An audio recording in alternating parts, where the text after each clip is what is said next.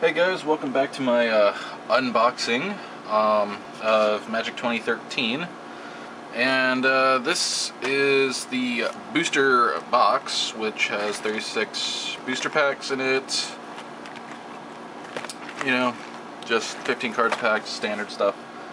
And to go along with this, we are going to play the sort of a I can't believe that they print this at Mythic drinking game, because I don't remember what they all are. So we're gonna do that, and well, maybe not. Maybe just some good old Jack and Coke. But I'm gonna try Jack and Cherry Coke. Seems like a pretty good combination to me. I mean, Jack's good by itself, but let's put in some Coke. That's awesome. Alright, so we're going to be opening this. Ooh, that's quite a different zing to it. I like it. Alright, so we're going to use our handy dandy keychain again here to open this.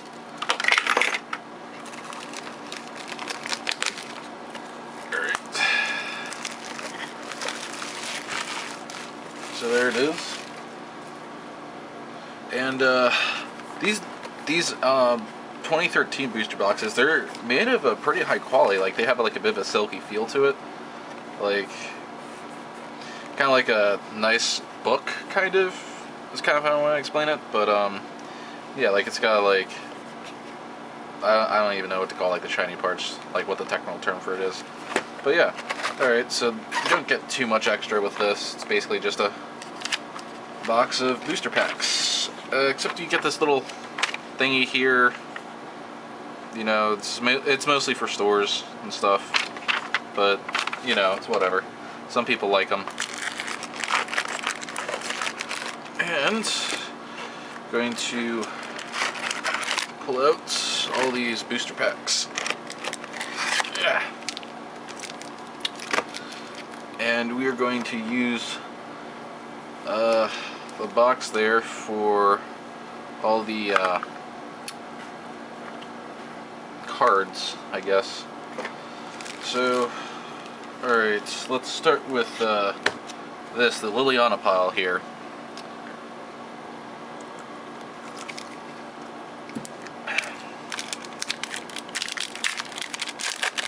Got a Farseek. Well, let's just cut to the chase with these. Alright, so we have a foil Garruk's Pack Leader and stuff. And another Sands of Delirium, check that out. We're halfway through our playset of those cards. Keep the rares and stuff down there though.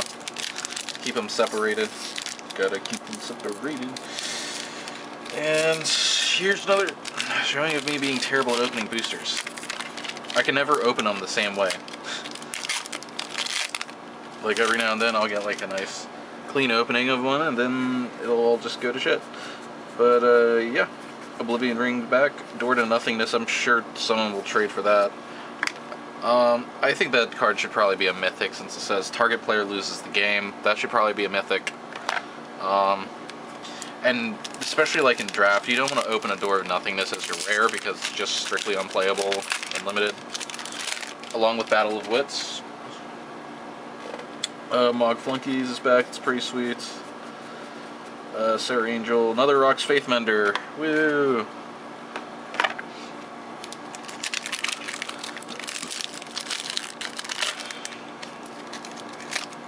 Alright. So we got some Grizzly Bears, another Mog Flunky, some stuff. Vampire Nighthawk, got Cathedral of War, that's pretty sweet.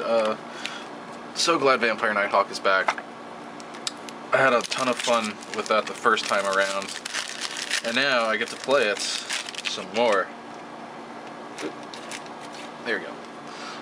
Some more Moos, another Salmonblood, another Drowned Catacomb. Man, if only I didn't have playsets of all the duels already, I would be pretty happy for that. Alright, so we got another Farseek and stuff. Prey Upon, it's pretty sweet. Augur of Bolas I like a lot. We got another Slumbering Dragon. Ew. Poopy. Poopy dragon. Well, considering that most dragons now are usually pretty poopy, except for Thundermaw Hellkite. It's a pretty good dragon, I hear. Alright, so Archaeomancer, I like this guy a lot. He's like another Snapcaster that you can run. The poor man's Snapcaster, if you will. Got another Rancor, got another Rewind. Neferox, Overlord of Limited. Seriously, if you're playing against that guy, you should probably just scoop because you're going to lose. Because he's just absolutely insane in limited formats. So here we have a foil Preyapon, that's pretty sweet. Roaming Wilds and Vampire Nocturnus, alright. Played the hell out of that guy the first time around. Had a playset of the promos. And I got a foil one from my friend recently at the pre-release. Because, well, we kind of like share our collection and stuff, so. Alright, Staff of Nin. That card is really good. Got another one of those. Jesus Phantasm. Just gonna pull, like, the interesting cards, really. And let's see here, another Archaeomancer and stuff. Angel, Silklash Spider. It's a pretty interesting reprint. I mean, it might not be played and constructed really, but it's pretty sweet. If I were to open one in limited, I would definitely be playing the hell out of it.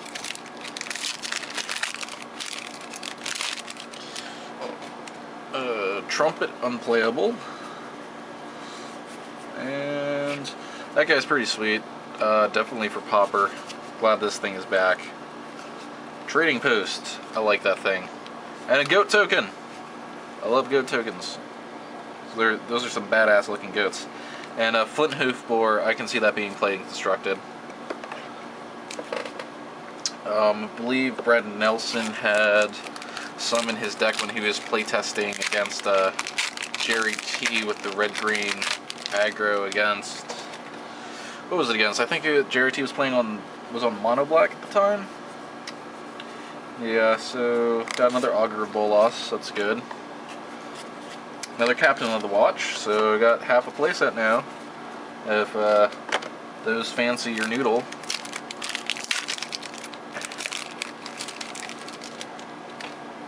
Alright, so what do we have here?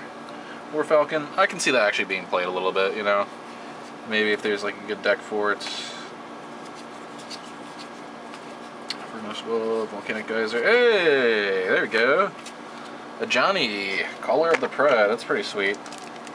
That's pretty sweet. I kind of like him. I'm not sure if I want him in like a control deck or not, actually. Because his ultimate is incredibly good with control. His ultimate's pretty bad with aggro, actually. So, well, he's a very interesting planeswalker. I kind of like him.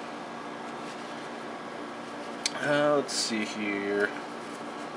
What else do we have? We got another Duress. It's pretty sweet. All the Serra Angels. Got a Sphinx of Uthun, and I'm pretty sure we've got a foil over here. Foil Goblin Arsonist. Oh yeah. Sweet. I guess, kind of. It's alright.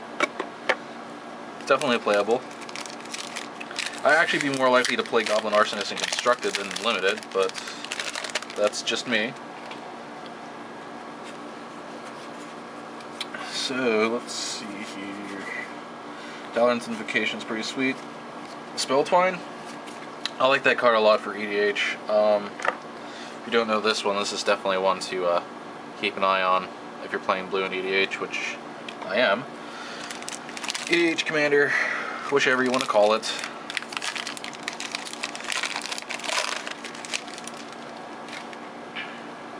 So, oh! Just gonna sneak to the back right there and just pull that out real quick, like, you know? Got a Stuffy Doll. Stuffy Doll is pretty cool. So yeah, if you're an EDH player and you need one, just let me know. Stuffy Doll. Got another Murder in there. Just random stuff done.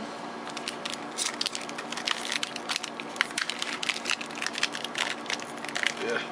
See, like, look at this. Like, I can't open boosters to save my life. Like, I keep trying to open them the same way, and it just doesn't happen. Alright, so what do we have in here? Ravenous Wrath, I'm so glad those are back. We got a Reverberate. Ew. Gross.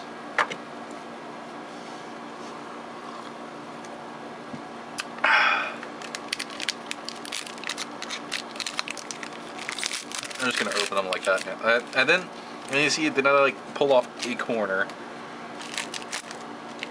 and it all goes to hell. So let's see here. Well, we got a Tormod's Crypt that is definitely playable, and a Magma Quake. That card is sweet. I love it.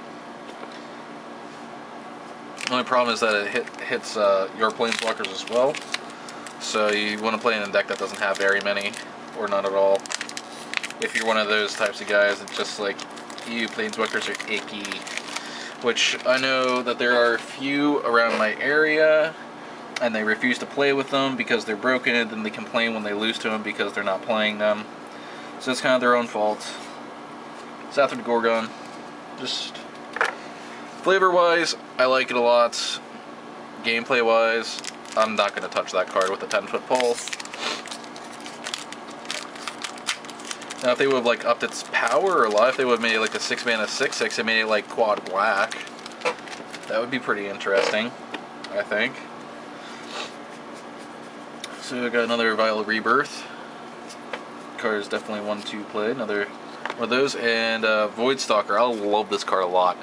This guy is pretty sweet. I'm definitely thinking that he's actually going to be played a lot, because he's unrestricted removal for blue, and blue just doesn't get that. Like, you can activate its ability, and then you can like unsummon it and just get that back to your hand, and the other dude still has to shuffle his creature in. Dude, maybe do that. There's a female player every now and then around my shop. Another Tolerance Invocation, Stormtide Leviathan. That guy is so sweet. My friend used to play, oh, what was it? The Mass Polymorph, that's what it was. And he had Stormtide Leviathan in his deck. Man, that thing is sweet. It just stops people from attacking all day. Pretty nice finisher for our control deck, I think. So what do we have here? We've got Fervor. Is that all creatures you control have haste? So that's basically mono unplayable. Oh yeah, foil Unsummon, that's pretty sweet. Unsummon is a good card. If Delver is still going to be a deck, once Return to Ravnica rotates in, they lose Vapor Snag. Unsummon is definitely going to be its replacement. And since I run an all-foil Delver deck, I could use a few of those. So what do we have in here? We've got a Clone, and I believe we've got another foil in this pack after our cat token. Yep. Got a foil Sleep. That's my second foil Sleep. Sleep's pretty sweet. I would definitely not pass it in limited if unless there was a very, very good card. Like, the only card that I'd probably take over Sleep would be that was a good question. I don't know. I'm not sure what it would be. I'd take Nephrox over Sleep. I would do that in a heartbeat, actually. Another Vile Rebirth. Let me just get that off my finger there. Alright. And, ooh, Gilded Lotus. That is a sweet card to open. That's probably going to find its way into my Commander deck. I switch between Commander and EDH all the time. So, if you have a preference to one of those, I don't care, because I don't. I just call it whichever comes to my mouth first. Gaben, Boundless Realms. What is this? Oh, there's the Epic Ramp spell. I mean, once you hit 7 mana, why do you need more mana? I mean, I guess in EDH that would be pretty good. I mean, you only get basics, but, you know. Foil, I don't know, Shade. I'm not sure how I feel about that card. Could be played, maybe, depending. But, I think the format would have to slow down a lot for that to be played. but if it does, it can be a pretty sweet card. Like, if there's a whole bunch of mono black control mirrors going on, Liliana Shade was definitely playable. So what do we have in here? We got ourselves an Oblivion Ring, Moon Volley, and a Sun Petal Grove.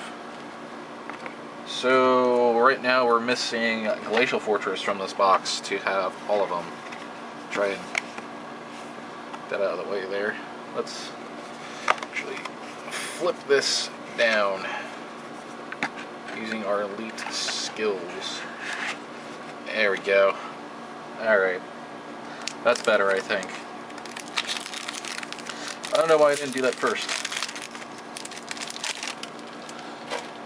Alright, so we're starting off with Mod Flunkies again.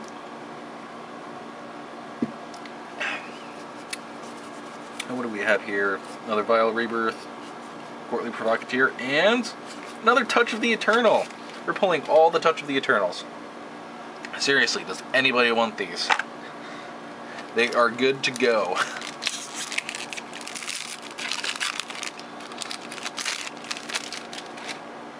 Alright, so Bloodhunter Bat. I probably would not pass that in limited very often. Another Murder. The art on that thing is sweet, I just like it. So, give me a close-up on that one. And we got ourselves Vampire Nighthawk and a Shimmyin Spectre. Pretty decent. Shimmyin Spectre is pretty interesting. I mean, get to what do you get to do? You get to choose a land. You get to choose a non-land in their hand when you hit them with it, and then you get to exile all copies of it. So, I mean, it's not bad. If there's a whole bunch of control mirrors going, and like one sides out all the removal, you just bring in some of those. You can just really destroy them like that. Assuming you hit, of course. So, Night of Glory and Predatory Rampage. Woo! Slightly worse overrun, I think. I like Trample better than they all have to be blocked. Because Trample, you're actually going to be killing them. This is just like a really bad Green Wrath. I guess it's actually a pretty good Green Wrath since your dudes probably stay alive. But still, Green isn't a card that wants a Wrath effect. And what do we have in here? We got ourselves another Tormod's Crypt. Clock of Bones, which is pretty interesting. And Audric, Master Tactician. We have Sean Connery. Some things in here don't react well to bullets. You know, Sean Connery. Can't think of any other quote by him right now. So I'm going with Hunt for Red October. Classic movie. You must have seen it. If you haven't, seriously, stop watching this, go to Netflix, and watch The Hunt for Red October. So, Rise from the Grave, Rewind, and... oh! Mono unplayable in every format. That is what I like to see in my booster packs at the end. Just a strictly unplayable card in every single format. Although, I think I did cast it one time in Mental Magic.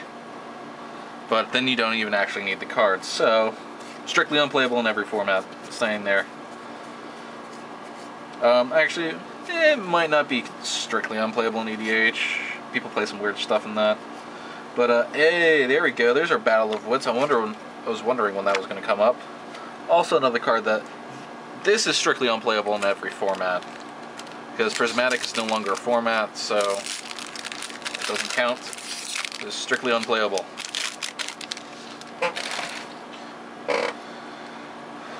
If you're wondering why it's unplayable, go look up, go to Channel Fireball, look at Matt Sperling's article on Battle of Wits is not tournament legal. That explains it all, and I agree with him completely. And, hey, we got a Nicol Bolas. Check that out. It's not too bad. Grixis Control, maybe? Yeah, I can definitely see you playing that guy in Grixis Control. I mean, obviously you're not going to be playing him less than those 3 colors, but whatever. Alright, no foil. What do we have here? We have Faith's Reward. Faith's Reward is garbage. It's not saying good things about Faith, I think. I mean, the artwork is sweet, but because it's by Raymond Swanland, who's one of my favorite artists. But let's see here. What do we have? What do we have? One more. It's blue. It's blue. What is it? Master of the Pearl Trident. All right. So we have a Lord of Atlantis. Merfolk are not playable in Standard. They are not. If you think they are and you want him, you can have him. Oh, you have a Foil Canyon Minotaur. Check that out. That is pretty beastie, right? Didn't think so. And we have Planetary Cleansing for our last rare. So, we got Nicol Bolas. Might be actually playing this guy. This guy's pretty sweet. I like him a lot. No Thragtusks, unfortunately. Sad face. But I pre-ordered 16 of them at $6 each, and they're like 12 now, so not too terribly unhappy anyway. So yeah. It's an alright box, rather. Nothing all that special. I mean, Johnny's like $40 on Star City for some reason. I don't think he should be that much. He's no Jace the Mind Sculptor.